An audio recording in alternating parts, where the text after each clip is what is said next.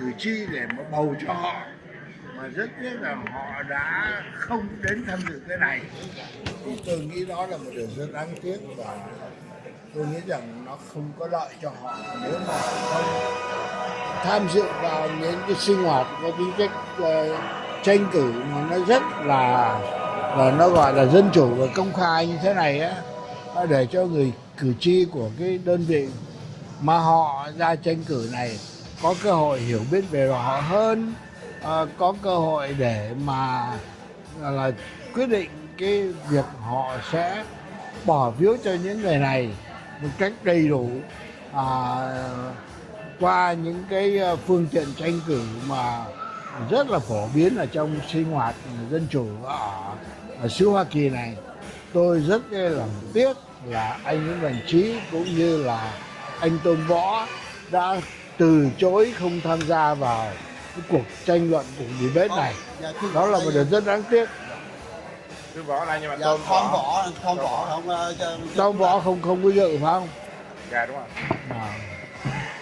Hình như sở dĩ vậy nên chỉ còn 2 ghế phải không? Đúng rồi, chỉ còn 2 ứng cử viên thôi. Cái mà cái việc mà tranh cử ở liên bang á, mà tranh luận á, debate như thế này rất là bình thường để thể hiện cái tài bình luận. Không, bất cứ ở đâu cũng thế thôi, bất cứ một tranh cử nào, những cái debate này cũng đều rất là cần thiết. Đúng rồi. Nhưng mà nó thú vị ở cái chỗ đây là cái đơn vị này là một đơn vị lớn của dân biểu liên bang ở vùng Orange County, là cái vùng mà có cái cộng đồng người Mỹ gốc Việt mình rất là đông. Dạ. Và có thể coi là đang gọi là lôi kéo được những sự chú ý của cộng đồng, của cử tri, cả Việt lẫn Mỹ. Thế mà có 4 ứng cử viên người Mỹ gốc Việt mà trong cái phía đảng Cộng Hòa đang cùng nhau để mà tranh cái ghế đại diện, để cho cái vị trí đại diện là để ra tranh cử với cái người đối thủ của mình là anh dân biểu Paris Trần. Là một cái điều rất là thú vị, nhưng mà rất đáng tiếc là họ đã không tham gia. Thì lý do gì chăng nữa thì cũng là cái điều không có thể là gọi là tránh né hay là biện hộ. Mà theo chú Lạc vậy là cái lý do chính đáng để họ không có mặt ở đây ngay thủ phủ của Washington là như thế nào? Tôi không phải là họ, thành như mà tôi nghĩ là mình không biết thực sự là họ lý do gì, họ tiếng Anh họ dở, hay là họ không khả năng tranh luận, hay là họ là thấy là đến đây có thể là có nhiều cái điểm bất lợi, cho nên họ không tham dự. Tất cả những cái chuyện đó nếu mà có thật thì cũng là rất là đáng tiếc, là vì họ đã không có đủ bản lĩnh và khả năng để mà tham gia vào một sinh hoạt tranh cử rất là dân chủ như thế này. Mà hiếm có, đây là lần đầu tiên chúng tôi mới thấy cái chuyện này xảy ra. Ở bên Garangro kỳ trước, Michael cách đây 2 năm á, có được biết là bên thành phố Garangro mới cho cái chức vị thị trưởng á, họ có một cái debate giống như vậy, tương tự giống như vậy. Ông Bùi Phát cũng có mặt ở đó và 1-2 người ứng cử viên khác. Đó thì nhưng mà hôm nay rất tiếc là 4 người ứng cử viên thì hiện giờ cái ông Michael vừa mới nói, ông VJ đó, ông là người moderator tại chỗ này đó, ông người Ấn Độ, thì ông nói là ông đợi gốc người Mỹ gốc Ấn Độ, ông nói là chỉ còn 2 người thôi, cho nên họ chỉ để 2 ghế thôi. Ban đầu anh Trương Võ nói đây, còn nói ủa sao lạ vậy, cái đợi tới sát giờ thì bây giờ là 7 giờ 5 phút mà không thấy. Cái đó là cái việc đó là của các ứng cử viên và ban tổ chức. Đó là điều tôi cũng thấy đáng tiếc như mọi người, bởi vì chúng ta đến đây là chúng ta quan tâm đến cái việc mà chọn người đại diện cho cái đơn vị 45 dân biểu liên bang ở một cái vùng mà có thể coi như là rất là quan trọng, là vì nó đại diện cho một cái cộng đồng của người Mỹ và các cái thành phần khác nhau, mà có thể coi như bây giờ ai cũng chú ý nhiều. Rất tiếc rằng 4 ứng cử viên của Đảng Cộng Hòa mà là người Mỹ gốc Việt mà không tham dự tất cả mà chỉ có 2 thôi, thì đấy là một điều rất là đáng tiếc và đáng buồn. Nhưng mà điều đó không có nghĩa là cái cuộc tranh luận này là không có ích lợi.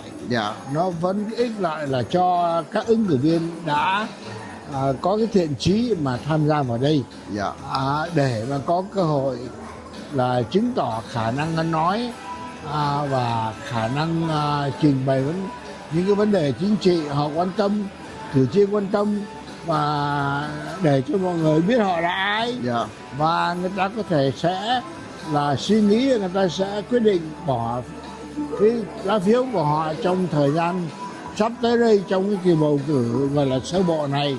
Thì tôi rất là tiếc là đã 2 ứng cử viên là Tom Võ và Charlie với Mỹ Trí đã không tham dự. Đó là điều đáng tiếc, và rất là không vui khi thấy là 2 ứng cử viên này đã không đến tham dự, và đó là một bất lợi cho họ. Cho Michael hỏi chú Lạc là cái đó cảm nghĩ theo chú nghĩ là 2 người vắng mặt ngày hôm nay đó, nó có ảnh hưởng tới cái lá phiếu ngày tháng 6 này sắp tới không, thưa ông? Chắc chắn, bởi vì nhiều người ta sẽ không bỏ, bởi vì 2 ứng cử viên này đã không có đến đây để mà vận động tranh cử bất cứ lý do gì. Được không? Nội cái chuyện mà không đến đây tham dự đã là một cái điều bất lợi cho họ rồi. Mà họ không thấy đó, họ coi thường cái cử tọa ở đây đó, và họ coi thường cử tri của họ luôn. Tại vì họ không đến đây, tức là họ không quan tâm đến cử tri, và họ có thể là nói rằng tôi không cần phải nói gì cả, tôi đã có thế này thế nào thế kia rồi. Nhưng mà điều đó là một sự thiếu sót rất lớn của các ứng cử viên. Đây là một sinh hoạt dân chủ rất là hào hứng, và tôi rất là vui mà tham dự cái này. Vì từ trước đến giờ là gần như là cũng chưa có, hay là nếu có chăng nữa nó cũng không có sôi nổi như ngày hôm nay. Như ngày hôm nay, Vậy thì cảm ơn chú Lạc, mời chú Diễn chuẩn bị sắp sửa start rồi. Câu hỏi ngắn cho chú luôn. Một cái điều đặc biệt là mang tính chất quá Mỹ luôn, là trong cái cuộc tranh luận hôm nay không thấy một cái cờ vàng nào hết, thì chú thấy như thế nào? Không có sao cả, vì đây là cuộc tranh cử này là của dân biểu Liên bang Hoa Kỳ, và đây là cái khối cử tri mà không phải là khối cử tri của người Mỹ gốc Việt nhiều. Đa số chúng ta thấy đây là người Mỹ nhiều hơn, và ý bên cũng có những khuôn mặt Á Châu, nhưng mà đây là những người trẻ.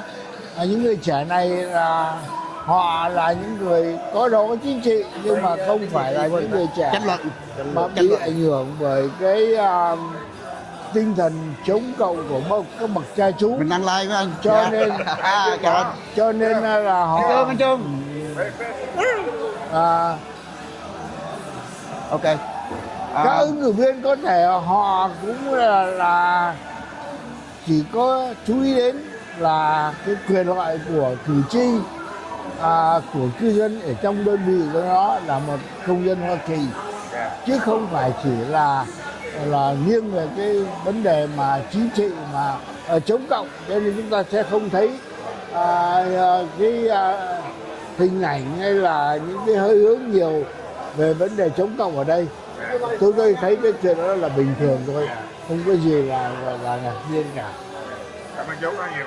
Dạ, cảm ơn chú Lạc. Để cho Michael xin chú cái này. Chú uống nước vậy chưa? Dạ.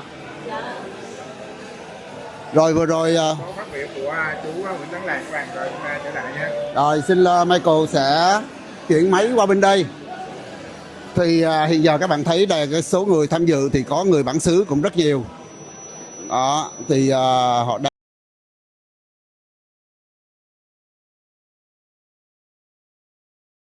có những cái bữa cơm tối thật lạ, thực phẩm Việt Nam. Và đồng thời đây là như các bạn thấy là cái chỗ ngồi hôm nay á, đáng lẽ là 4 người, nhưng mà hôm nay chỉ còn có chỉ còn có 2 ghế thôi, đáng lẽ là 4 ghế, thì nhưng mà hôm nay chỉ còn có 2 ghế. Thì cái đó ông người Ấn Độ đứng sau lưng là Michael vừa nói chuyện ông mai mốt Michael sẽ có dịp mời ông lên trên channel Bonsai 365 Media và Trà Đá Podcast, mời các bạn theo dõi. Ông là đã ok nhận lời hứa của Michael. Thì đây là một cái ghế thứ hai, thì cô Amy sẽ ngồi đây, bên kia là ông Trương Võ, người chính giữa là người moderator. Họ sẽ hỏi những câu hỏi về hai người ứng cử viên sẽ có những câu trả lời. Đây là ứng cử viên cho Địa hạt 45 đảng Cộng Hòa. Thì hiện giờ là các bạn có thể thấy được đây là những người có mặt đúng giờ. Michael cũng có thể thấy có sofa là có Jimmy đây. Hello Jimmy. Ok. Và đồng thời thức ăn thì họ mang thức ăn như vậy, thì các bạn có thể thấy đó, những thức ăn lẹ, thức ăn bốc để mà ăn. Rồi mà đây là chú Lạc, vừa mới nói chuyện với chú Lạc đây. Rồi chú. Rồi đó, hay uống bia uống rượu thì bên trong, còn không thì soda ngay đây. Đó. Thì hiện giờ là mình live chưa tới giờ, mấy người họ đây là Amy và ông Ấn Độ đó là người moderator. Alright Amy, good luck ha. You like? Yeah. Hello chú. Yeah. Anh Long Thành rồi, bên Thành 42. anh Long đúng rồi. Vâng. Anh Michael có phỏng vấn anh trước đây ở ngoài Huntington Beach Pier. Vâng. Dạ. Đó. Vâng, dạ. Rồi anh xin lỗi anh nha, anh đang ăn. Nhưng Vâng. mà anh ăn xong đi mình Dạ, lát nữa mình nói chuyện với anh. Chúc anh sức khỏe. Oops, sorry. Rồi Michael để lại. Bây giờ cũng người Mỹ, những người Mỹ ở đây. Rồi, họ tới họ cũng rất là quan tâm những cái đây là những cái bảng sofa. Thì mình chỉ có hai người, Amy for Congress và anh Trương Võ. Hai người này lúc Michael tới 6:30 thì họ đã ở đây rồi. Anh Trương Võ là cảnh sát về hưu 28 năm ở thành Sacramento. Hiện giờ là anh vừa mới mãn chức thị trưởng của thành phố Cerritos cách đây 2 năm. Anh làm thị trưởng thành phố Cerritos được 2 năm. Còn Amy thì là Amy Van West là hiện giờ là của thành phố Westminster, cũng là nghị viên của thành phố Westminster. Đó. Thì ok, để mời các bạn đi vào phía sau.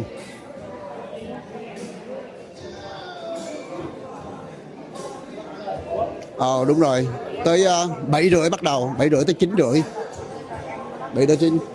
Mình có 360 đây. Sau ok.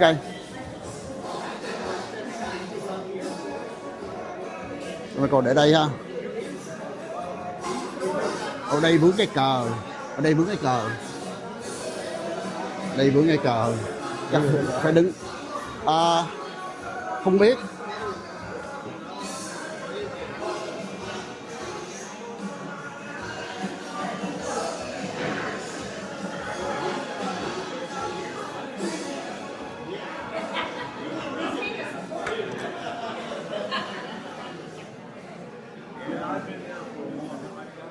No, okay.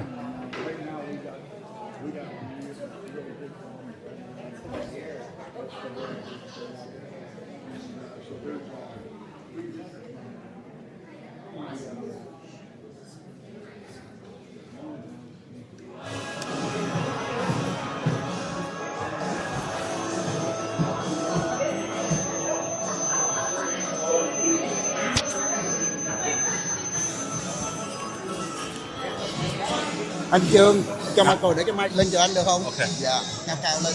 Cảm ơn anh.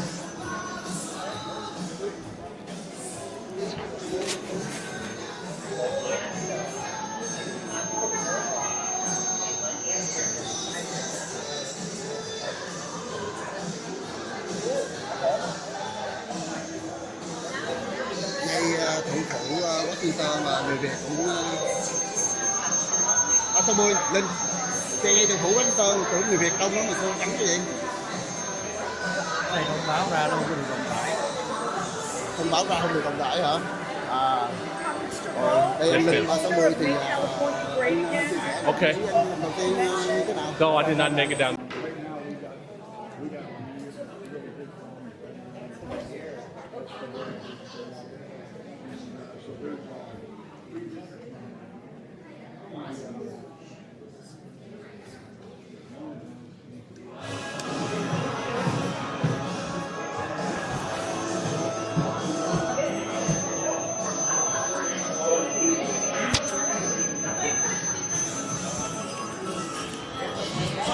Anh Trương cho Michael để cái mic lên cho anh được không? Ok. Dạ, cao cao lên được. Cảm ơn anh.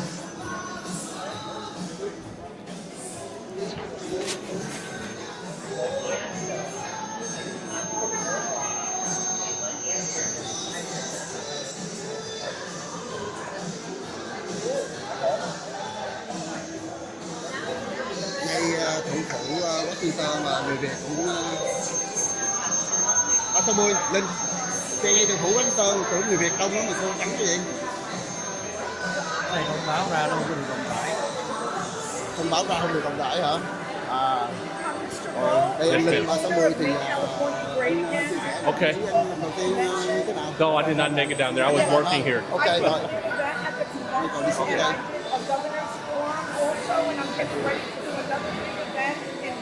Ok, đứng ở trên đây mới thấy được. Michael dời ra phía dưới này đứng thì mình ngồi dưới đây thì mình mới thấy mặt được hết. You know, Tony, chào anh. Sorry anh nãy Michael lưu bu. Yeah. Anh Tony nè. Anh dùng xong rồi chút nữa Michael hỏi anh. I was the one that Dạ. was actually Dùng xong rồi hả? Anh mời đứng lên anh chia sẻ. You were there, right? Tony, hôm nay được hai người không có mặt ở đây. Để hai ghế thôi. Là anh Charlie Phú Lệ với lại anh Sure. anh biết. Give you mine. Bắt đầu rồi hả? Dạ. Rồi chốc nữa mới nói được không? Lát nữa nói. Rồi, Xin nha. mời anh. Dạ. It is my pleasure to be the moderator today on behalf of the Asian American Freedom Pact, an organization dedicated to empowering Asian Americans in this country's our political system. I guess I'd like to introduce myself. So I was part of the successful No on Proposition 16 campaign that passed a little while back. I was also part of the successful Students for Fair Admissions versus Harvard decision that several years ago. And the reason I bring that up is because we were successful in suing Harvard University and ending racial discrimination against Asian Americans in this country. And one of the reasons why we were so successful is because of Michelle Steele, who was, of course, a congresswoman who previously held this district. She signed an amicus brief supporting our decision. Now, the reason why that is important is because I want you to all understand the importance of this election. This election is about more than just the 45th district.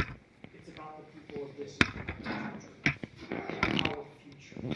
So we represent the people, they represent the people of the 45th district, but they also represent the country and its future. Rather than myself introducing the two candidates, I would like to give each of them 3 minutes to introduce themselves and to tell us why they think that they are the best candidate for this seat. So, Sean? How you doing, everyone? I'll stand up so you can see me. Oh man, this is not going to work tonight. Can we get someone to fix that feedback? Okay. All right. All good. All right. Anyways, I'm going to try my best not to speak too loud. My name is Chung Vo, for those who don't know me, but I just want to say thank you for everyone to come tonight. Thank you for the organization and then the owners of this place, Lavender Hall, to allow us to be here tonight. I am a Republican running for this seat, the 45th District. I was the former mayor of Cerritos, council member for 5 years, and then after that, I retired. I recently also just retired as a police officer, 28 years with the city of Torrance. And I say that because all my life I believed in a life of service, and the service is going to continue on after I retired. I wanted to do this to make sure that we take back this seat from Derek Tran, who obviously has not done what he was asked to do when he ran for office, and that's to represent the folks in his community. And a big part of that community is sitting right here to represent the people of Westminster, but also throughout the 45th District. And so I make a pledge to you that I will always be accessible, always be available, and always work hard for the folks that live here in this district. Thank you very much, and I look forward to all the questions and answers from the people. Thank you.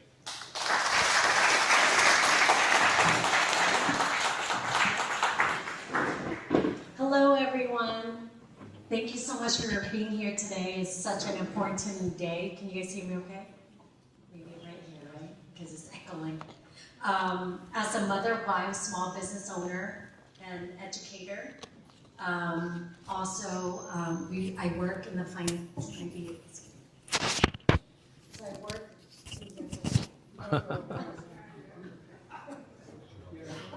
Okay, let's see. Maybe this one. I think this is too loud. Maybe it's echoing, right?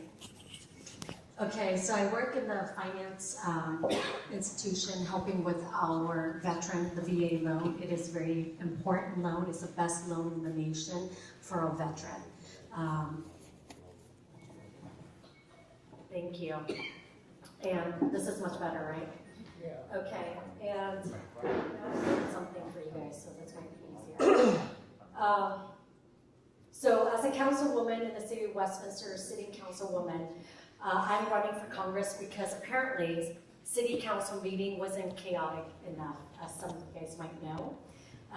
So I am a refugee who escaped from the communist regime in Vietnam, and my dad served alongside the Americans during the fall of Saigon. Later he was captured, tortured, and then released, and that's when we escaped on the fishing boat. And we're so thankful to be in the land of the free because of the brave. And my family chased freedom. I am a mother of 3 boys, as I briefly mentioned, Micah, Josiah, and Noah. And so they trust me, and I know how to negotiate with terrorists. As you know, they're little terrorist middle schoolers, right? So I am running for Congress because I believe in common sense. Belong back in Washington. We need leaders who will fight for safer communities, lower costs, freedom of speech, which I know very well in the city of Westminster as a city councilwoman, and the American dream that gives this little girl from Vietnam a future in this great country. And let's be honest, Congress could use a Vietnamese mom in the room, as some moms here, you know, because when politicians start acting up, I know how to say enough, sit down, let's get the job done and fix America. I am not a career politician, as you guys all know. A lot of you guys know me from day one. You know where I stand. I am a citizen fighter. I am running because I love this country, and I believe America's best days are still ahead. So if you are ready for courage, common sense, and maybe a little less nonsense out of Washington, I am Amy Fan West, and I'm asking for your support tonight. God bless. Thank you so much. So our first question is about the cost of living. I filled my my car with gasoline on the way in today. It was $90, which is only the second time it's been like that. So I'd like to give each of our candidates the opportunity to talk about what they will do to improve the cost of living for people living in the 45th District and in Southern California. I'm going first again. Okay. Hello, everybody. Thank you so much. First off, cost of living affects everybody, not just in California, but everywhere in the nation right now, but more so in California. You know, as I'm walking, I'm talking to folks say, hey, you know what, our gas price is too high. You know, cost of living affordability is an issue here. It's because we live in a state called California. California is truly a problem right now. If you compare us to many states out there, we don't understand what affordability is because we have a governor with a certain party that dictates where our money should go, and that money can't even be accounted for. So one way we can make sure on the federal, congressional level to make sure we bring back affordability is to make sure that we go after the fraud and the waste. And that's the one thing that, as those who know me, I've been a police officer for 28 years. I was a detective of fraud. That's what I did. That was my background. So I was investigating fraud before it became cool, before everyone was starting to talk about it in the media, before Nick Shirley even started going out there, right? I'm not saying anything about Nick. Nick's doing a great job. But my point is this. You have someone with the experience to investigate fraud, to go into Congress and make sure we capture these fraud cases, but more importantly, to put those folks in jail. I don't care if you're the NGOs that are doing the program, taking advantage of the grants. I don't care if you're the elected officials locally, state, or federal. When you break the law and you take the taxpayers' money, then you need to go to jail if you're wasting it, right? And then in order for us to really bring back affordability is once we get that money, that goes back to the people. But truly, how do we run our household? When we don't have enough money, we cut. We cut spending. We don't go out that extra dinner or so forth. But in government, it's unlimited, it feels like. And what do? And especially in California, they like to increase tax, increase fees. Well, when you have that unlimited supply from the people of California and America, government has no checks and balances when it comes to that. And that's where I will make sure that we continue to cut taxes for the people. When you don't have the money, guess what? You won't overspend. You're going to have to live within your budget. And that's what's important as government, is that we need to control our spending. We don't have a problem with revenue because all of our taxpayers pay our taxes. But then the problem is the spending. We've increased spending by so many millions and billions of dollars when really have we seen it here locally.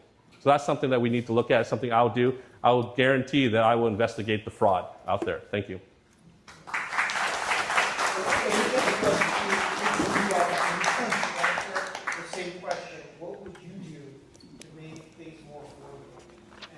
Makes life better for the economically for the state of California, Southern California, and the Philippines. Thank you. As we all know, affordability, from gas price to housing, as you know, my sign is saying making America affordable again is doable. The issue is our government waste.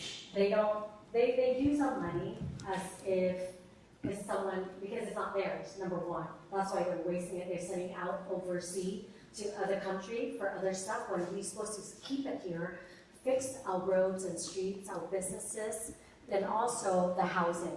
As you understand, with our housing situation, nothing is affordable. Like he mentioned, gas price to grocery. When I talk to people at the grocery store, they're like, oh, I double my bill on going to grocery store to buy food now because of inflation and everything else. Now, back to affordability, as you know, housing is so important. In the state of California, we have the highest price on everything because the highest tax, and New York, I guess, have the highest tax. But affordability, the issue is the bureaucrats and the government. Now, we understand that to solve this affordability, we have to increase supplies, right?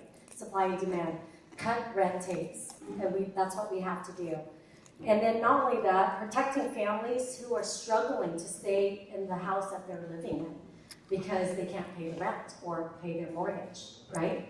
As a councilwoman, I have fought, as a sitting councilwoman, I have fought against reckless rezoning in my city here, the city of Westminster. By the way, welcome to my city. Thank you. And thank you. And you know, the decision they are pushing to rezone in our district here of mixed use, when certain area, yes, you can have mixed use where it doesn't affect anyone by the freeway, byways, yes.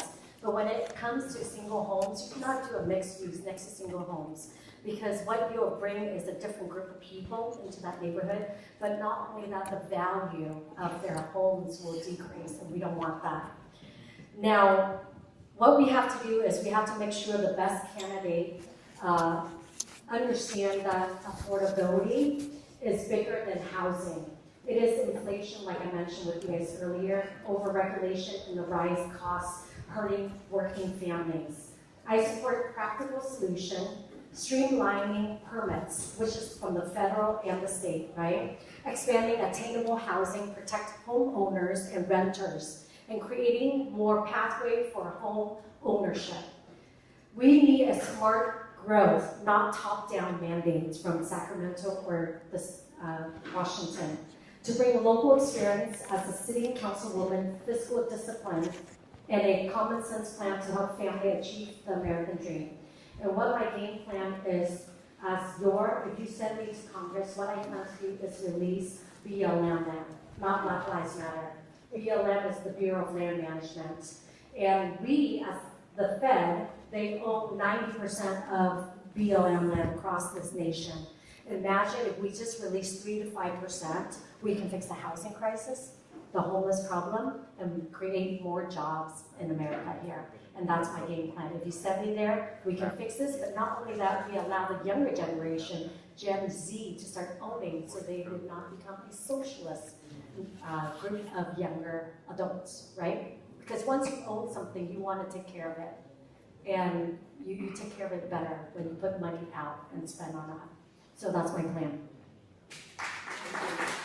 Just to switch things up, we're going to start with Amy next. Tell me, Amy, as a member of Congress, what would you do to improve the healthcare system here? Okay, as you know, healthcare, like Obamacare, right? Obamacare promised that you can have any doctor you want, you can go anywhere you want and lower costs. But if we think about it, I don't have to say this, all of you guys can attest. You can't go to a doctor you wanted. Your costs for the doctor and your visit is much higher. Is that true? Raise your hand if it's higher than before. Exactly. So there's the evidence, right? So it's not me talking. You guys all experience it. So healthcare, we have to modify, we have to improve, meaning we have to make sure there is a private and a government partnership. It's very important because for us, we have Medicare for those who need it, right? The low-income family, we have that for them. But then also for those who work at a certain amount where they can't get Medicare, right? They have to pay out of pocket. But with out of pocket, we have to be competitive. We have to make sure that we have funding because as your next congresswoman, I take care of the budget. Congress people hold your budget, hold your purse, because all the tax dollars go to Congress. And we split it out to, education, we split it out for veteran, we split it out, the pie, to our small businesses, to healthcare. Healthcare is so important. Imagine all the money that we send out to other countries to teach LGBTQ, well, we can bring it back here to help our education. We, in the state of California, we're at the 20th rank, right? It's unacceptable. We need to change that. But first, we need to fix the healthcare to make sure it's affordable, but not only that, the medicine to make sure it's affordable. Because if you look at other countries, their medicine is so much cheaper. It's doable. The pharma is another thing I would target as well once I get to Congress. Pharma have monopoly over healthcare and over everything. We need to make sure that we don't have them as monopoly. We have to break that up. But also, you know how the Democrats say your body, your choice, but yet they're pushing vaccination, they're pushing other stuff. It's your body, your choice. You should choose what's best for your family. If you want a vaccine, go ahead, by all means. If you don't want to, it's your right, and you know what's best for your family. Also now with Planned Parenthood, if you want an abortion, you can do it if you want it. Because for me, I value life from the womb to the tomb. The Fed should not use that money, your tax dollars, to pay for an abortion. Because that's up to the people, what they want to do. If they want it, they can do it, but if they don't want to, then it is. But we should not use that federal money for that, to kill a life.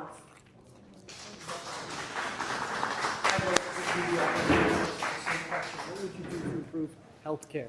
Thank you. I'll try and keep it around 2-3 minutes so we can have more questions from the audience. First off, healthcare has been an issue for all of us. One of the problems is that Obamacare is that it really doesn't really allow for the free market to really kick in. One of the things that we really need to look at is open up the healthcare to a free market so we can, people know best about their health. And we should allow them to pick what healthcare they want, what health plan they want.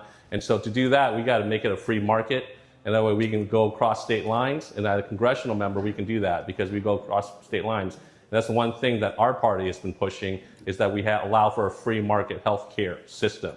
So that way you're not tied into one market in California or one market in other different states, but when you open up the market and there's competition, it lowers down the health care costs. The other thing is that we need to increase HSA accounts, right? Those accounts are what's important for us, that we allow the folks to be able to put away more money. So that way, when it comes time to retirement, when it comes time to when we actually need the health care benefits, that we are allowed to put more money in it when we are younger, to put in it for a retirement health savings account. So that's just something that we need to increase at a federal level. That's stuff that we can do federally, right? Is increase that contribution, and that way more folks can put into it. And that's some of the things that I think that a lot of people don't even know about the young folks, is that we need to make sure we educate those folks to put into those HSA accounts as well. So that's something I would focus on. Those are realistic plans, and those are things that we can actually achieve, and that's something I will work on for you. Thank you. I'm going to ask one more question, and then I'm going to give the audience the opportunity to ask questions they have. If you don't mind lining up in front of this, I'll give whoever wants to ask a question the opportunity to ask a question. But I have one more question. What are your feelings about the current conflict in Iran and how it impacts people in Southern California? You know, I think President Trump, as you know, he doesn't want endless wars. For me, I don't want endless wars, because we shouldn't send our men, our daughters and our sons to fight a war that, remember, the last 20 years we lost. And when Biden withdrew, we lost our men, we lost everything, we lost our resources and material back then. And not only that, our allies were captured, tortured. That's unacceptable. True leadership is through strength. And that's what President Trump is doing. But not only that, I think what he's doing, to be honest, this is my prediction. With the whole Iran war right now, as we know what he stands for, he doesn't want endless war. I think he's going to say, you know what, if you can't make this deal by maybe within a few more weeks, a month is the longest, and then he say, now you guys take care of it. You guys take care of your war, because we don't want to send our men there. But now this is the thing, as a refugee, escaped from a communist regime, the false Saigon, my dad served alongside Americans. The issue with the Vietnam War was that the government played politics, and that's why we lost Vietnam. If they truly give the Vietnamese resources one weapon for a weapon that's cái này nha, để mình nghe rồi từ từ Trang sẽ vào sau. Then we would still have our country. But because that didn't happen, and the propaganda that happened, war is horrible because we live under it. I escaped when I was 5.5. We witnessed my grandpa's brother, who didn't go at night to re-educational camp. They stab him so he can't crawl away anymore. And that's how he died. So they make an example. We understand what communism is. We understand what war is like. It's not pretty. There's a lot of people that are hurt. So therefore, I believe what Trump would do is say to Iran, this is your country, you take care of it. Chúng ta đang theo dõi cuộc debate một số ứng cử viên của Địa hạt 45 nha. Và từ từ Trang sẽ vào.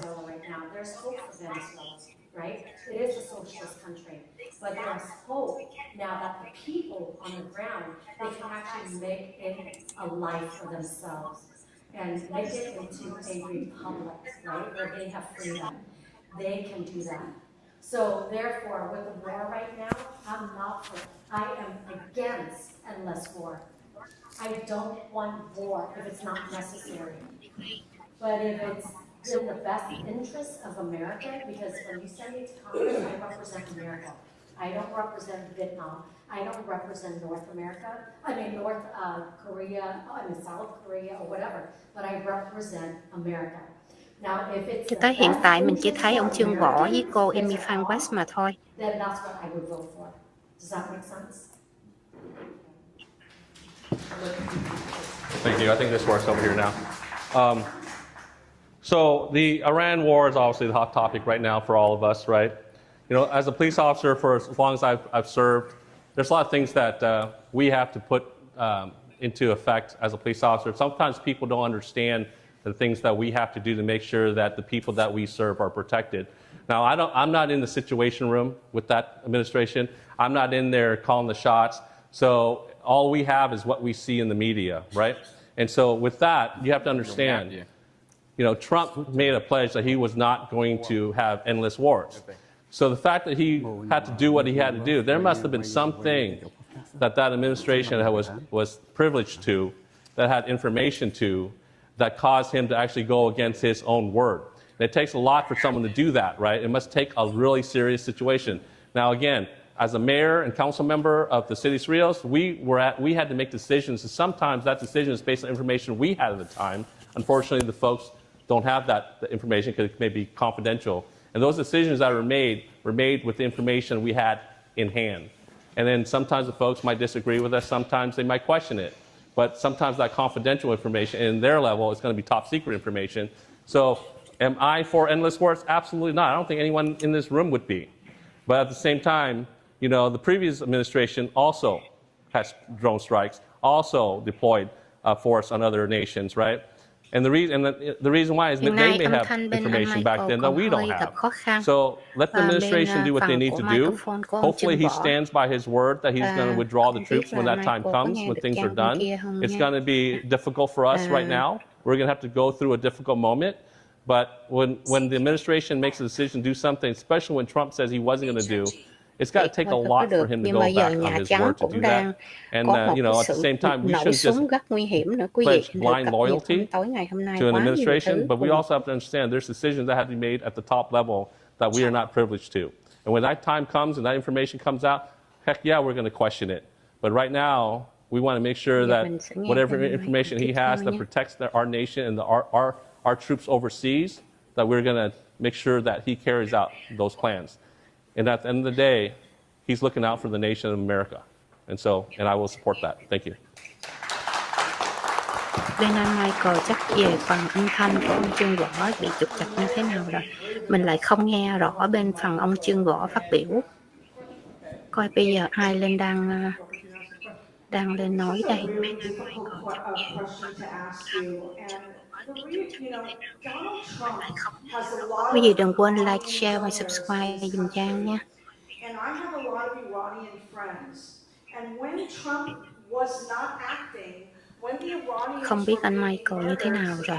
supposedly 40,000 in one day, but prior to that, my Iranian friends that were Trump supporters, hình như là bên âm thanh của anh Michael đang gặp khó khăn. They said he's not doing anything. We're all dying in Iran and he's doing nothing. And so President Trump decided to act for, I'm sure, cho tới hiện tại đó là bây giờ là mình không mất đi cái âm thanh ở bên kia. Bên phần của anh Michael Trang cũng theo dõi nhưng mà chưa được. Cho tới hiện tại là âm thanh bên đó không có nha quý vị. Thì tạm thời là Trang sẽ cập nhật về thông tin của bên Nhà Trắng hiện tại. Nhà Trắng hiện tại vừa đây không bao lâu, tối ngày hôm nay bên Nhà Trắng có cái correspondence về dinner của tất cả những nhà truyền thông, nhưng mà sự cố được bị xảy ra nổ súng thì cho tới hiện tại là bây giờ là không biết tình huống nó như thế nào. Thì mình thấy chắc Tổng thống Trump vẫn ok và họ đã bắt được anh chàng này rồi. Họ đã bắt được và cho tới hiện tại là mình thấy cái hiện trường cho tới hiện tại bây giờ trong cái buổi tiệc đó họ vẫn có những cái sự tiếp tục nha quý vị. Có nổ súng nhưng mà Nhà Trắng vẫn tiếp tục làm theo cái lộ trình của Nhà Trắng đã lên kế hoạch. Cho tới bây giờ thì đành phải chia tay bên anh Michael quá là tại vì không có nghe được âm thanh, mình không có cách khác nữa nha quý vị. Bây giờ Trang phải phá bên phần bên ông Tổng thống Trump và mình nghe cái trực tiếp của bên Tổng thống Trump nha, để cho chúng ta thấy được tình hình ở bên đó như thế nào, để chúng ta có những cái sự cập nhật nha quý vị. Mà một lát nữa Trang sẽ vào trong đây trở lại Not tới just hiện tại Israel, là but mình all thấy tình allies, Taiwan, and hình so forth, trong all the other nations as buổi well. tiệc. So you shouldn't just Để single Trang out vào one Nhà Trắng thì nation. Trang một giây, We have Trang to sẽ make a soạn pledge lại that we một bản support tin. all nations, Trang including nghĩ là mình Israel. phát thanh Okay, so được that về phần hopefully Việt. that answers your question. And two, Nhưng anything mà cho tới that hiện comes tại mà into bây giờ our bên state anh or our nation, Michael để because đặt remember trục we're running trặc for về Congress, technical not về for âm the thanh, state. That has thì bây anything to giờ do mình with phải Sharia đi qua law, bên đây thôi, Islamic beliefs that they qua want bên to Nhà take over Trắng, our legal system, right? And I the don't have White anything House. against Muslims, the religion itself, because Tình we're huống American, we're free of cho chúng religion. ta But thấy when đó that là religion comes nổ into súng, America and try to take over nhưng the bên legal Nhà Trắng system vẫn tiếp and tục try and divert điều khiển what chương they trình bên Nhà believe in Trắng. and try Nhưng and mà cho Trang một influence giây để our Trang American thu values, lên những cái thông tin absolutely not. mà So that's chúng very ta clear, cần I phải hope. có bên Nhà But Trắng I đăng want to live. also understand so many people have talked about Israel, Israel, Trang, Israel, because that's the talk of the đợi nation right Trang now, cái gì? right? But we Để also have to remember we have Trang allies đưa throughout the bỏ whole vô entire trong cái The world, White House. and we need to stand Hôm nay behind nhiều them, tin tức no hấp matter dẫn what. quá, nhưng mà Because lại when that time gặp comes, khó khăn về we may technical. be the biggest and strongest The nation, White House but it still để takes a bên Nhà world Trắng nghe to chúng ta nghe make bên peace Nhà Trắng throughout the phát world, biểu, right? So we need to make sure we bring everyone và on từ board. đó chúng ta So sẽ biết because of Tổng that, thống I đang will đưa thông support điệp all gì cho allies, chúng ta and buổi tối definitely nhé. I will not Ngày hôm allow nay that to nhé. come in. Okay, thank you. And I'm sorry. And real quick, by the way, that was not a difficult question. It was a very easy question to answer because, yes. So, as I mentioned earlier, if you send me to Congress, I represent America, America first, not the interests of other country. Okay, that is very important for us because we've seen other politicians, career politicians, when they get to Congress, they have sent out money and wastefully to other countries, and then guess what? They pocket back to them and their friends.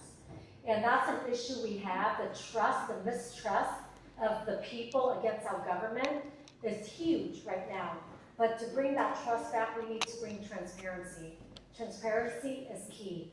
Now, of course, we have allies around the world, it's important. But the thing is that we have to remember who we serve.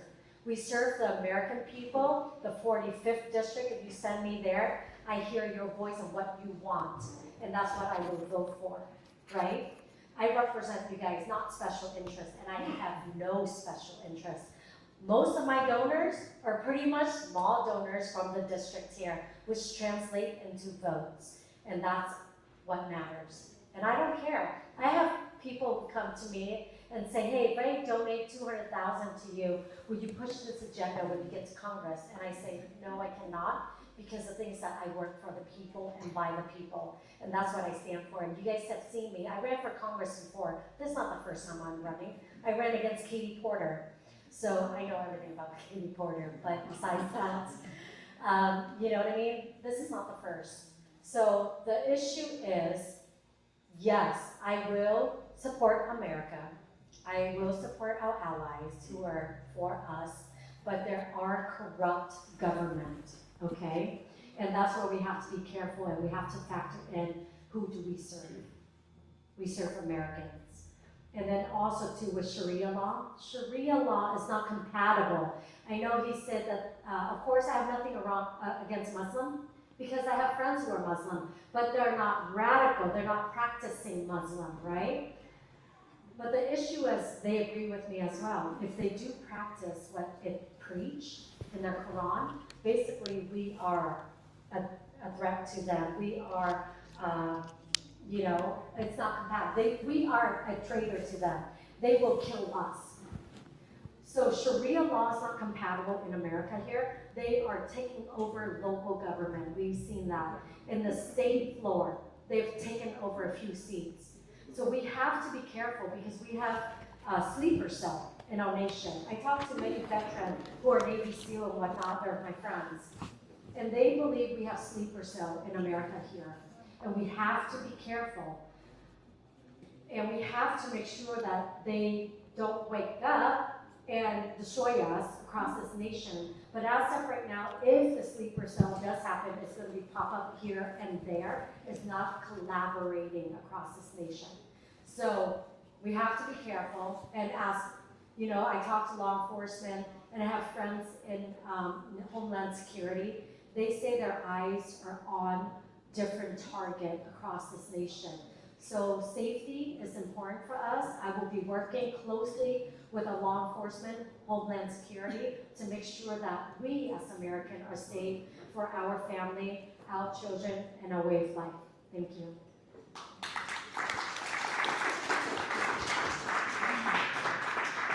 I thought this was like a crossfire debate, so I might get to respond. It's okay. Next question. First, Chong, Amy, thank you for being here. I was looking forward to seeing all 4 candidates, not quite sure what happened, so thank you for being here. A couple of things, both you're a little bit unique in that you guys have had experience in office before, so I have kind of a twofold question. Because of that, would you please talk about your successes and what you pushed for and why it wasn't successful, and how will that apply, and how will you apply that for the seat? Just because of time considerations, I'm going to have to limit the answers to 90 seconds. And to keep things a little bit interesting, I'll give each person the opportunity to respond. Your mic's not on. Your mic's not on. Just to make things interesting, I'm going to cut it to 90 seconds and give the opposite candidate the opportunity to rebuff for 40 seconds. Start. Let me start first. Okay. So the things I've been doing to help the city of Westminster, as a city councilwoman, I know that I was the one who initiated bring funding to our city here because I understand that we need money. We were on the brink of bankruptcy.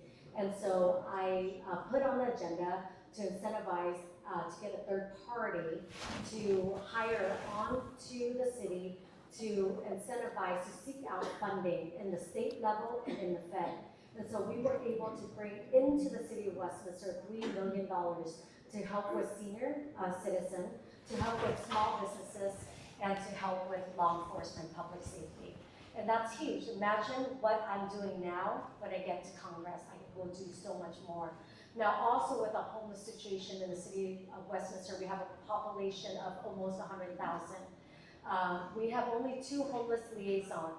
I see the need, law enforcement, the chief of police brought it to my attention. I go, I'll make it happen. I don't micromanage my staff. I told them, whatever you need, I'll give you the resources, and then you run with it. So we allow them to hire 2 more homeless liaisons, and they're a badass. I'm sorry, but I have to say, excuse my French. But they are able to clear homeless at the park, which a lot of parents are concerned about because they have kids playing at the parks and needles and whatnot. And then also they're able to clear homeless at small businesses. That is huge.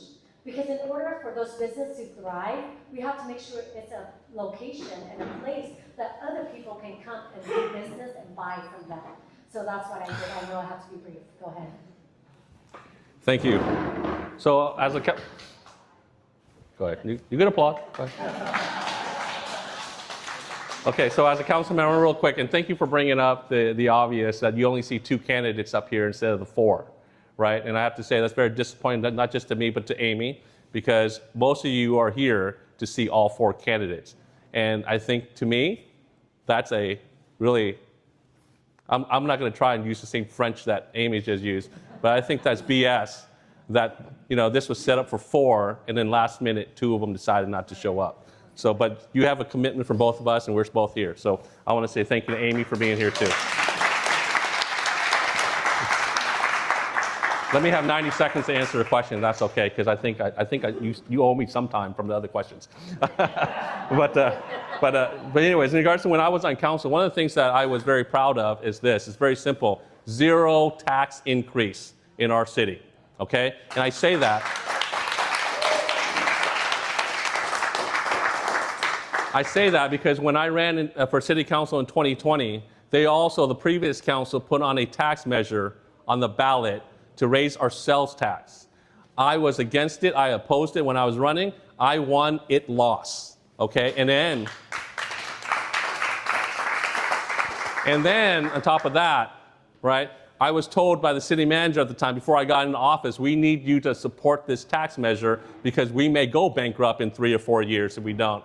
When I got into office that first year, I hustled. We worked with a conservative council that we had, the majority, and we opened up that budget book. We went line to line and line to cut things that didn't need it to be put in the budget. City council, if you're not alert, staff will put things in there just because they will budget things just in case.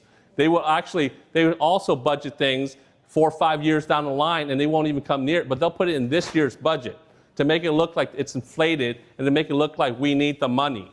So that's considered capital improvement projects, right? Those are important, but if we're not going to get to it because we don't have enough staff, enough resources, why put it in the book? So we went line by line by line, and guess what? That first year, second year, third year, fourth year, and fifth year, we were able to not touch 1 penny from the reserve. And we can put in extra money into the reserve because our sales revenue went up. And most of you don't know about Cerritos, we are a low property tax city. What that means is we gave up our right for property tax so we have redevelopment money. And then the state, if you remember, years ago took away redevelopment. So what we did was we focused on business and to bring in business and also cut waste in our city. And so I was proud to say we never even talked about tax increase when I was there. Now the council that's there now is raising fees, talking about putting a ballot on the measure because guess what, folks? They're not the majority Republicans anymore. Okay, so that's what I'm proud of, and that's what I would attest to what I did for the people in Cerritos. Thank you.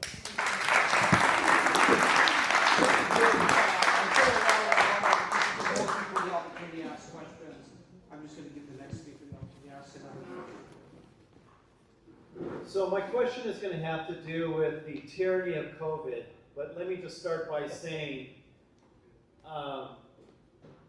you both are very, very intimate with what communism is, and my questions are going to have to do with the ideology of what we're going through and practical solutions to it. So I've listened to both of your bios, and you both talk about the dangers of coming to America and what happened to you, but neither one of you really talk about the hell of what Vietnamese people went through in their country and what they're still going through today. That's not my question, but you are uniquely well suited to speak on this topic of communism and the communists in America today. Progressivism is communism. So we suffered in 2020 with the tyranny of the majority, taking away our rights, our God-given inalienable rights. And in the group that I ran with Nettie, we fought COVID tyranny for 4 years straight. I don't want to ever have to wear a mask. I don't want to have to be told to stand 6 feet away. I don't want to have to take that damn vaccine. So, as Vietnamese Americans, you guys are heroes.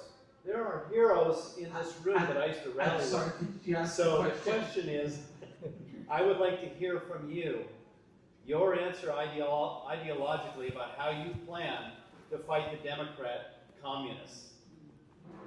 So I believe I gave you second last time. So you can start. Thank you.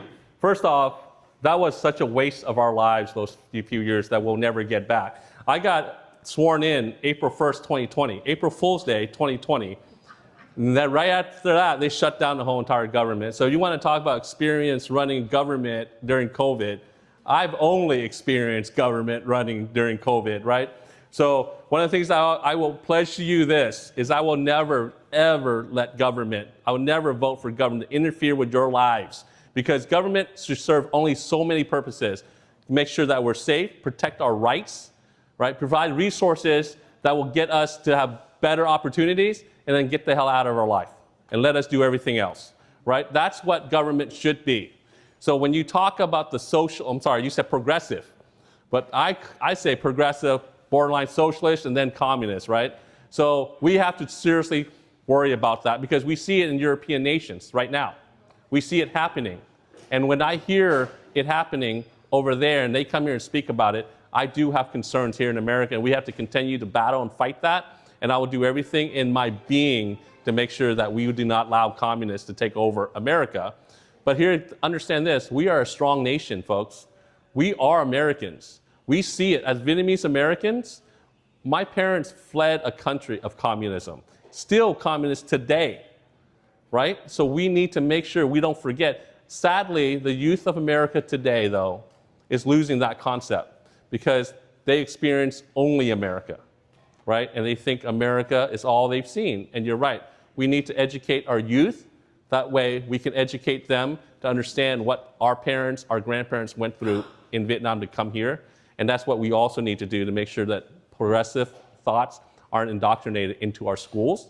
And so we need to stop that as well. So great question. That's what we need to focus on is our youth today. And when I look out there, there's some members from TPUSA, that have come to hear us speak. And what an amazing group of kids and what an amazing organization that started by Charlie Kirk. And so that's something that we have to always focus on. That's how we will destroy communism, is if we allow our youth to learn what value American values are compared to communist values. So thank you.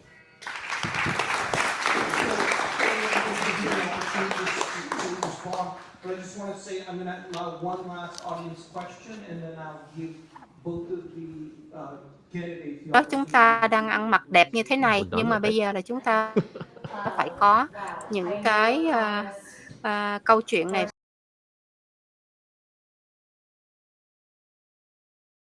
And then she lost by 600 votes. We're like, oh my gosh, this might be it. So we look at the numbers. In the city of Westminster and Garden Grove, predominantly we are conservative Republican.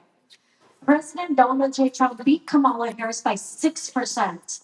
Yes, Derek Trump beat 4%. How does that happen? How does that happen?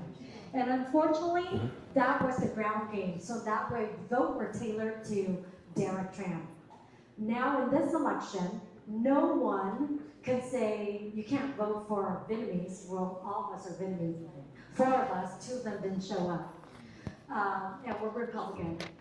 And so the thing is that narrative doesn't work in this election, right?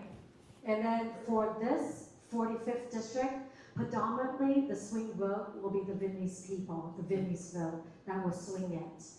Now, I am a sitting councilwoman in the city of Westminster. I know the people here, they know me. Not only that, how I know I'm going to win in this race is because, go ahead. No, because you said that. Yeah. Okay, I can, it's okay. It's okay. I would like to do opportunity to finish. Yeah, sure. I don't try to cut it wrong. Thank you. I think the question is, what is the biggest issue you'll tackle as a congressman member? And so I'll try and answer that. One of the biggest issues for me is obviously my background is public safety. Without a foundation of safety, we have nothing after that, right? If you don't feel safe running a business, you don't feel safe sleeping at home, if you don't feel safe visiting communities, if your kids don't feel safe going to school, then there's no community there. We need a foundation of safety. With my background as a police officer for as long as I have, and folks who say they have friends, they speak to public safety. I am public safety. I've worked with DHS. I worked with HSI. I was a drone operator. I've done so many divisions in the police department. And one of the things I'm proud of most is that I was one of the first drone pilots that started the drone program in the city of Torrance. We started that program. We trained other agencies throughout Southern California. And so with that, I'll tell you, with my experience, I'm going to bring back to our local district. And that's one thing I'm proud of in Cerritos too, is that public safety was my biggest support, but also one of the things that I've changed. I made actual noticeable change in public safety in our city. I brought a commercial enforcement deputy when no one else wanted to do that. I brought the drone team. I brought outburst cameras, and I made sure our deputies were taken care of when they served our city. So public safety to me is the biggest issue, and that's what every government should be providing, is safety for our residents. And so from that, it builds the foundation to everything else. So thank you very much. And then the other issue, the second issue, is this picture back here. It does not even look like me, okay?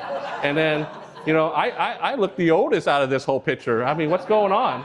I mean, the guy that should be double my age, looks younger than me. What's going on with that? Okay, thank you.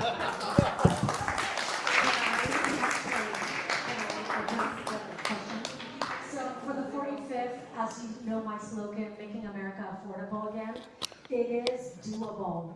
As I give the example, as a councilwoman, bringing $3 million back to the city of Westminster is very crucial to do, and it's easy to do.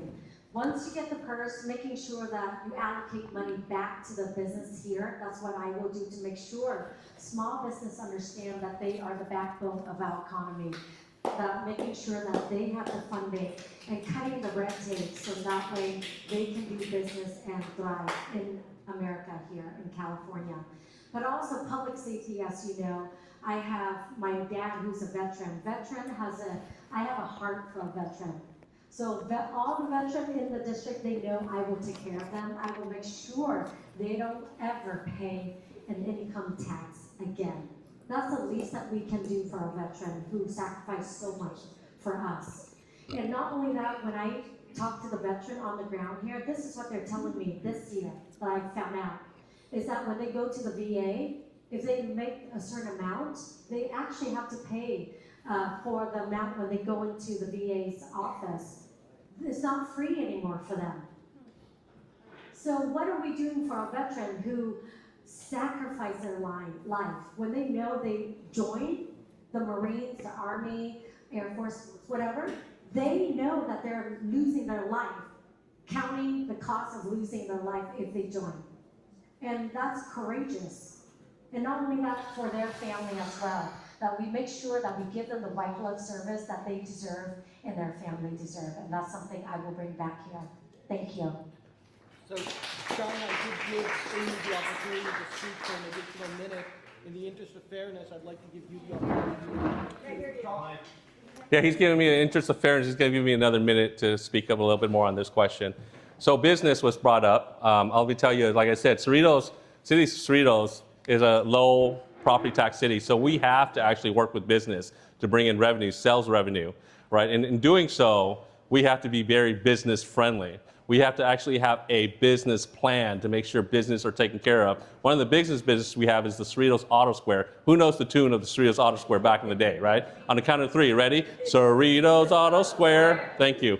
So if you want to talk about being business friendly, our city, we don't have a choice but to be business friendly because that's where all the revenue comes in to support the resources for our residents. So with that, I've worked really closely with business to make sure that the business get zero red tape.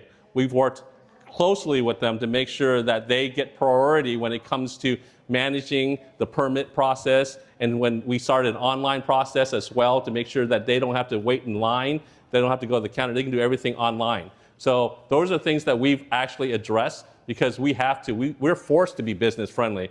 And if we aren't, our cities will pay for it because the revenue that we come in is from sales revenue from our businesses. So thank you. I want to address that. Okay, so I was thinking of the lowest tax, did you guys know, we're the state. But the thing is that we have a population that's way bigger than Cerritos. We have close to 100,000. And we have to take care of small business in the city of Westminster. But the issue we have is for years, Bosa area, everything is cash. So we have to work extra hard to make sure that we have revenues, taxes coming into the city. So with the Westminster Mall is huge for us. We have 4 owners. They are moving forward. We just demolished one section of the Westminster Mall where we would have one nice hotel, the Marriott. Okay, so there's going to be one Marriott right there. And then not only that, they will have mixed use because of the area.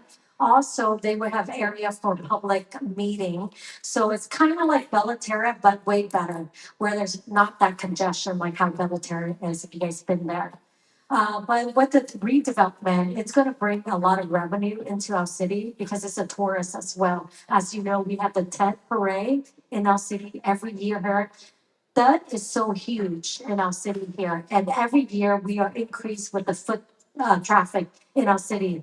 This year we have over 150,000 people that came to our Tet Parade. And that means people are spending money at the restaurants, at different venues and whatnot. So that's huge for us. That's how we generate tax into our city. Again, in the interest of fairness. I'm just gonna say real quick, okay? Bigger is not always better. All right, look at the city of LA. So you want to compare large agencies, large cities. LA is a good example of when it's not massive, it's really difficult to get anything done. So I'm proud to be from Cerritos with a population of a little bit around 50,000. I'm proud to represent those folks out there that really care about their quality of life. And then they hold council accountable when things aren't getting done. And we respond to our residents to make sure they're represented, not just one group They may pay cash or not, but I'll tell you right now, I don't know of any cash business that is considered okay in Cerritos. If it is, we definitely don't know about it, right? So it's very important that we have to respect the rules and the guidelines that is necessary to have a city flourish and thrive. But more importantly, I am very proud to say that I'm accessible and to the residents and also represent everybody in our community. So I'm proud of this region. Yeah, that's the really important thing for that. That's because the population of 50 is different than 100,000. So it means more work for us. So our law enforcement, when they go to 911 call, is under 4 minutes. I'm very proud of it. You have a Rebecca for that? I think you have a question. Yes, we do. Next one. Like, to both of you, I would like to know, when did you start supporting President Trump? And the second question is, do you understand the difference between representing the people and representing the best interests of the people, and what is your understanding of that? I will be honest, I've forgotten at this point who started. So I'm gonna give Chung for just to say. So thank you. I mean, if you want to know my voting record, I voted for Trump each and every time. Because I really feel like, although, there's two-party system right there, I get a little biased. I think my party would do it right, do that. That's why I'm a Republican. So I voted for them, both times, actually all 3 times. Yeah. And I'm proud of that. I think, people are gonna question him. Every presidential administration gets questioned no matter what. But I have to tell you that he's one of the presidents that's had to change more so in a little short period of time he's been there. And then he has to give credit, at least he's something that says he's gonna do something, he does it, right? And, he doesn't make promises, he doesn't keep, but at the same time, that's the changes that I've seen since he's been there, it's been phenomenal. It's been drastic, but sometimes it needs to be drastic to get things done, especially with the small movements of his government. I'm sorry, what was the other part of the question? Yeah, my question is, what do you understand? Well, serving the people, right? What do you understand the difference between representing the people and representing the best interests?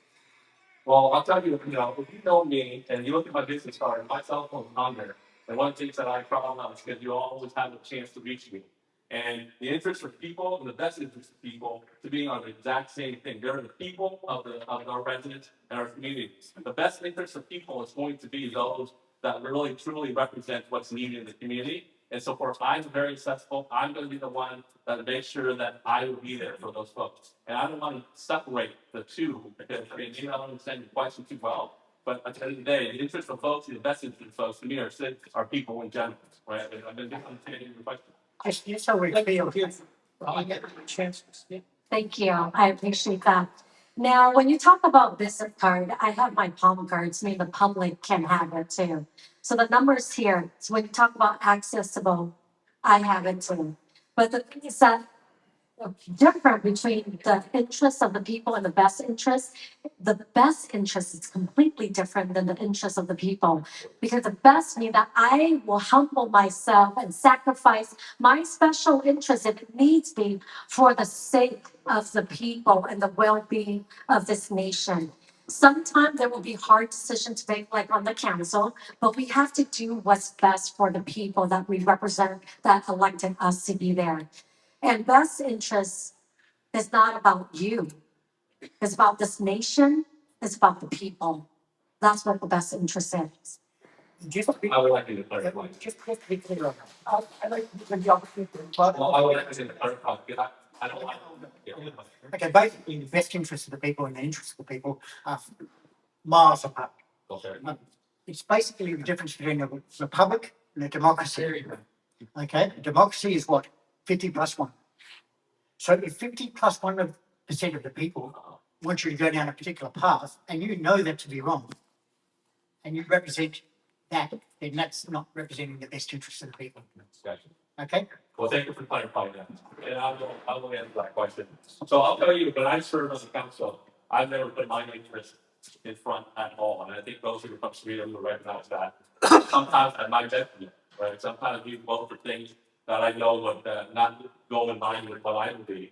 But at the same time, I believe what folks that are out there in the best interest is, and that's just the way it is, right? And if we're representing the folks out there we got to represent them and the way they want us to represent them. And the majority 50+1, I get that. I get that. And we were out here to always go with majority plus one. That's democracy. That's democracy right there, right? So we definitely have to vote with that. That's city council as well. No, you don't understand. A republic, I want. Yeah. And that's a democracy. We are not a democracy. We're not a democracy, we're a constitutional republic. The people may not be. So can I rebuttal that? Okay, so basically, Chuck, can you finish and then? oh, are you finished, Chung? So my record is very clear. I'm going to serve the people of my city when I was there. I'm going to serve people in the district when I'm there. When it comes down to representing a small group of people versus the majority, I'm going to represent those that I believe to be in the best interest of the community. Not the majority. It's going to be the best interest of the community. Yeah. You know what you're talking about. I'm sorry, Yeah, we're having debating stuff. question, I want to get to everyone's already. Okay, so I want to rebuttal that. To be honest with you, all of us understand the two parties. There's no two parties. We all know that. They're all the same. The establishment on both sides. The establishment on both sides are the same, the elite. We've seen that. They've done nothing for us but hurt us on the backbone of we, the people. And I'm sick and tired of it. I have no special interest in donating to my campaign. No one pushed me to this. Now, this is the thing. I was told Chung finished his term and he went home and you told the people on your council that you're going home to spend more time with your family and your kids to take care of them. And then about a few months later, you got asked to run after I filed. And the special interests in South County want to take over the 45th. They don't know anything about the 45th. They should not have a hand, special interest in the 45th. We, the people, have the interest.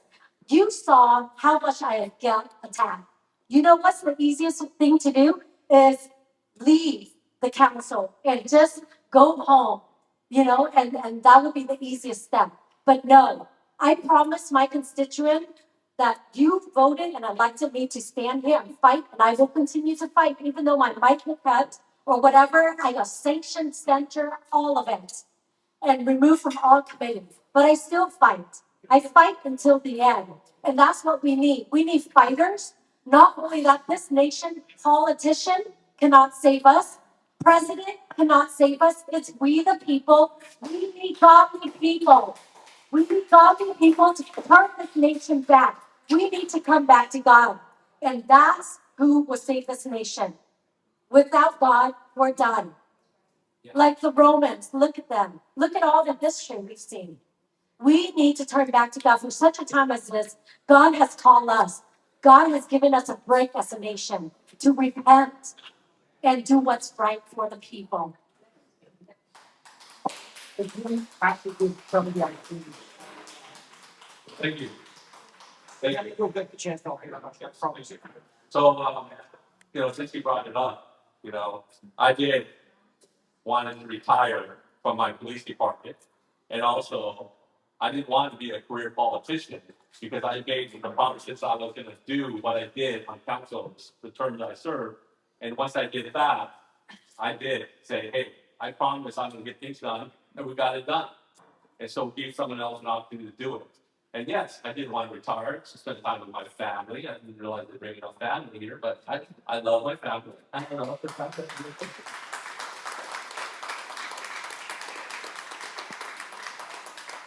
And yeah, you know what? When we have to fight for our party to make sure that we actually can beat Derek Trent, yes, I did get a phone call. And yes, because the only person that can beat Derek Trent is me. You're looking at it, right? It's not about the establishment. It's about who truly can compete with the incumbent. And I'll tell you, since we really didn't go into it, the little Saigon community is great. They're conservative, and Amy brought it up. Derek Trent beat Michelle Phil by 653 votes, right? And in that voting system, part of that came from the Little Saigon community, but also don't forget there was 3 cities in LA County that normally vote blue: Cerritos, Artesia, and Hawaiian Gardens. Now, I would argue the swing vote is not just in Little Saigon. There is lots of votes in LA County as well that changed the outcome of the last election. And of course, other things, I would say fraud and cheating and stuff. But anyways, at the end of the day, the only person that can beat Derek Tran is that Amy is right. The Little Saigon community, conservative, they have a Republican Vietnamese to vote for now. They can choose 1 of 4. But the only person that can get votes in from the LA County side is the former mayor and council member of Cerritos. And Cerritos, so yeah, they wanted to beat Derek Tran. And so therefore, when I ran in 2020, I got over 5,300 votes. That's more than the 653 that Derek was on the show. So yeah. I don't understand why people make it this is a bad thing that he was retired. I came out of retirement. I gave up my great retirement life to put that into service for this country, for the big country. And that's why they asked me to beat Derek Tran.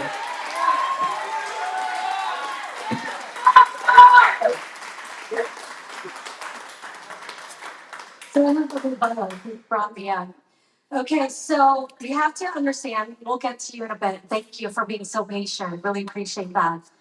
Now, the thing is that in this district, when you first came out with the press release, you were so proud of being a moderate. And Derek Tran is a moderate Democrat. So you're no different. Cái đó phải hỏi 2 người đó, Trương Đông cũng không biết mà cái invite là cho 4 người. 4 người đầu tiên là nói muốn đến được. Mà bây giờ có 2 người thôi. Rồi mấy cái câu hỏi đó phải hỏi 2 người đó, phải không? Trương cũng không có biết lý do sao mà 2 người không có tới đây, mà biết quan trọng nhất là Trương ở đây. Ok. Chúng ta có phỏng vấn là thấy một số người nói là do họ không có khả năng tranh luận hoặc là Anh ngữ họ yếu. Thì cái đó là nếu mà 2 người đó ở đây là cho mấy người ở đây cho xem hết, phải không? Dạ. Và bây giờ không được. Mà Trương không muốn nói xấu ai hết. Dạ.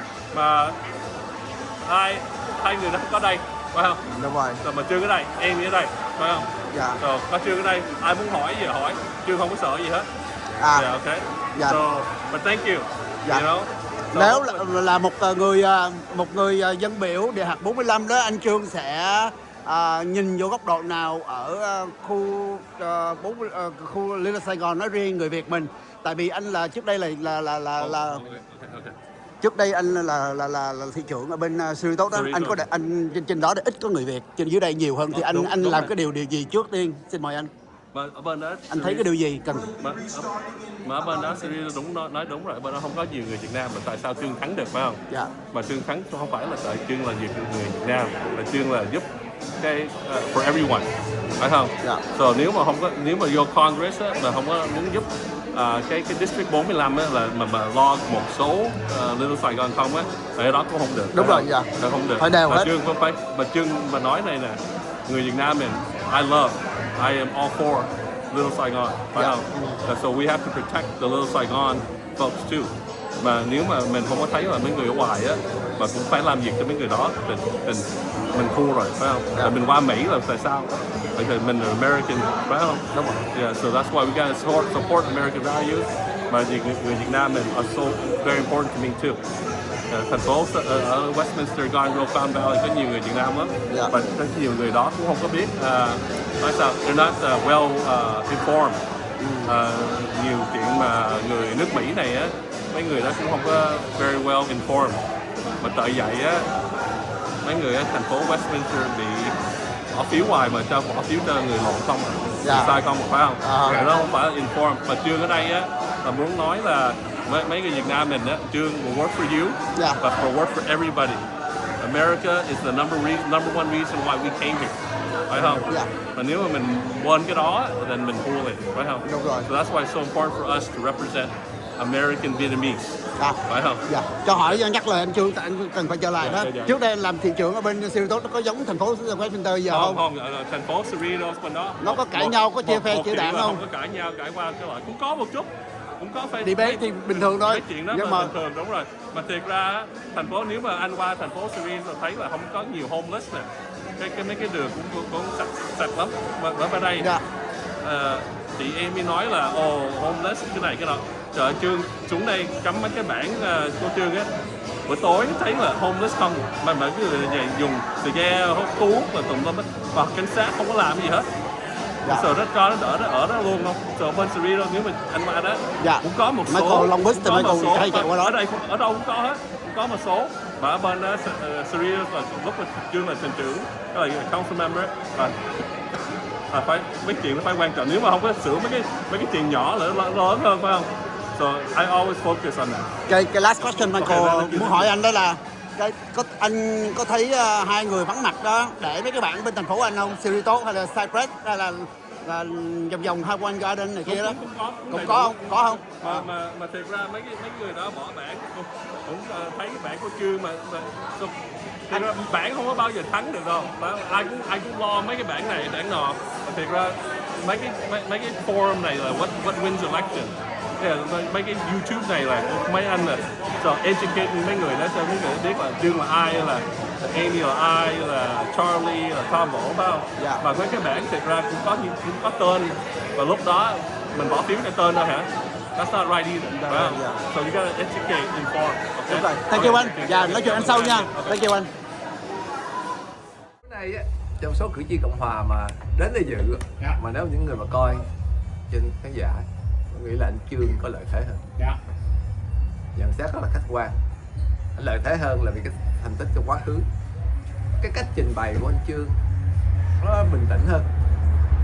Và như một vài người khán giả mà ngồi độc lập, không có thuộc cái nhóm trong một trong hai phái đoàn để ủng hộ, người ta cũng có nhận xét là giữa hai người đó, nếu mà phải chọn một người để gửi đi Washington để mà đấu với những chính trị gia khác ở Washington, thì họ cảm thấy anh Trương là cái người mà sẵn sàng hơn.